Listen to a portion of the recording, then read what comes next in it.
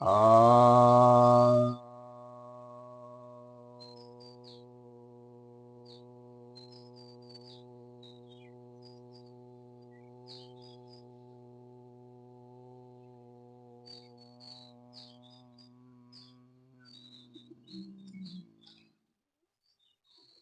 सभी भक्तजनों को सप्रेम नमन। तो आज आपकी जिज्ञासा का समाधान लेकर आया हूं। एक जिज्ञासा आई है कि अर्जुन को भगवान ने ब्रह्म रूप का दर्शन कराया, तो फिर अर्जुन को बाद में शोक क्यों हुआ कुल के नाश का, कि हिमालय चले गए गलने। इसका अर्थ है कि गीता का ज्ञान गलत है।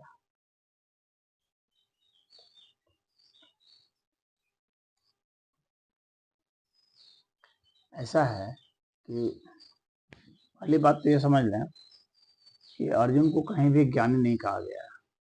न अर्जुन ने स्वयं दावा किया कि उनका ज्ञान जो है वो परम ज्ञान है।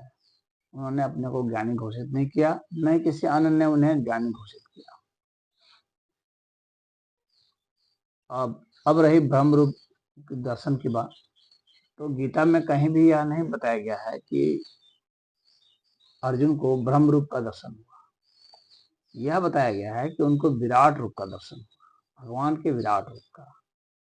भगवान के निर्गुण स्वरूप का कोई दर्शन नहीं हुआ।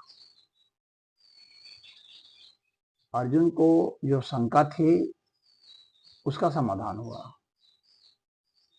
गीता में अर्जुन को जो शंका थी उसका समाधान कराया गया। वह युद्ध के लिए तैयार हुआ। भगवान ने उसे विराट रूप अपना दिखाया था, इसका जिक्र है।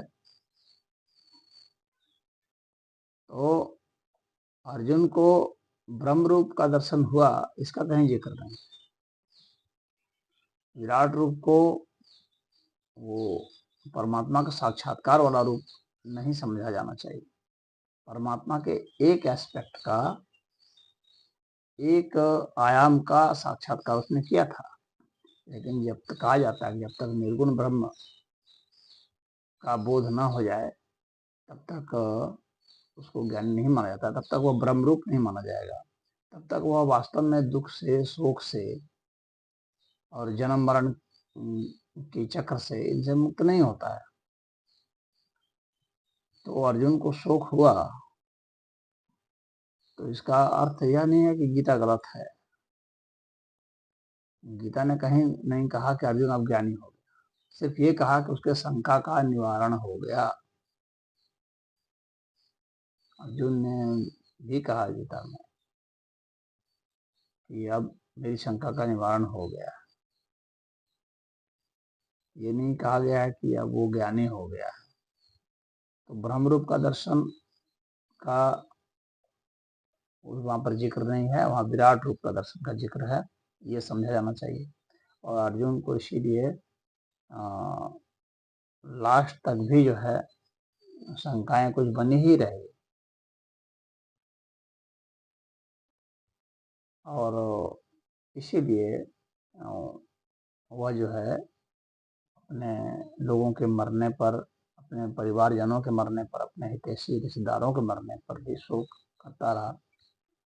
और उसे अफसोस रहा कि आखिर जो है ये सब चले गए हैं, तो हमें ऐसा काम करना चाहिए जिससे कि हमें शांति मिले।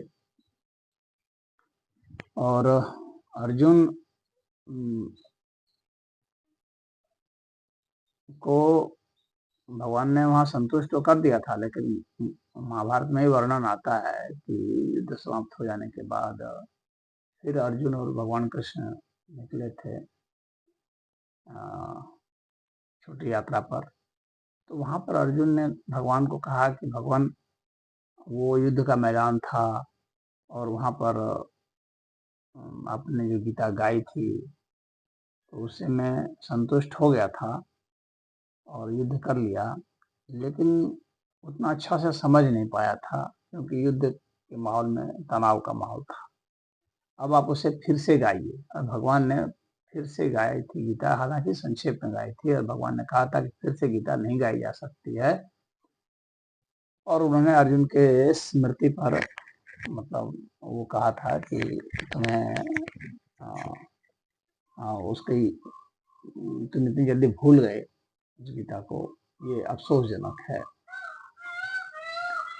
और कहा कि वहाँ का माहौल अलग था, यहाँ का माहौल अलग है, इसलिए पुनः वैसे ही गीता नहीं गाई जाएगी। तो फिर से गीता गाने का मतलब है कि उसके शंका का पूर्णतः निवारण नहीं हुआ था, और वो खुद भी कहा था कि निवारण नहीं हुआ है। तो वहां पर उसको जितनी शंका थी वहां निवारण हो गया, लेकिन बाद में भी शंकाएं आदमी को उभरती रहती हैं। शंकाएं जीवन भर आदमी को कुछ न कुछ उभरती हैं। तो जो परम ज्ञानी होता है वही जो है उसका निवारण कर पाता है। तो अर्जुन हम लोग के लिए आदर्श तो नहीं है, आदर्श तो भगवान कृष्ण है। तो गीता गलत नहीं है, भगवान कृष्ण ने गाई है ना, तो गीता तो सही है।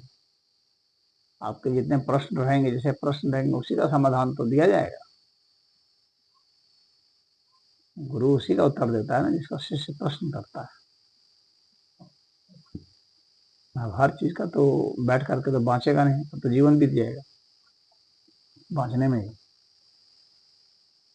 तो गीता का ज्ञान गलत है ये कहना ही गलत है। भगवान के वचन गलत नहीं है, अर्जुन की जिज्ञासाएं भी गलत नहीं है, लेकिन जिज्ञासा का सदा के लिए अंत नहीं हो गया। वह तो स्वयं ही जब ज्ञान होता है तो होता है, और ज्ञान कभी कोई दूसरा कराता नहीं है। ज्ञान स्वतः आत्मबोध से होता है। भगवान ने उसे विराट रूप दिखलाया था, अपना निर्गुण निराकार स्वरूप नहीं। इस बात को समझ लेना चाहिए। और जब तक वह नहीं होता है तब तक उसका समाधान नहीं होता है, तब तक जन्म मरण के चक्कर से छूटता भी नहीं है।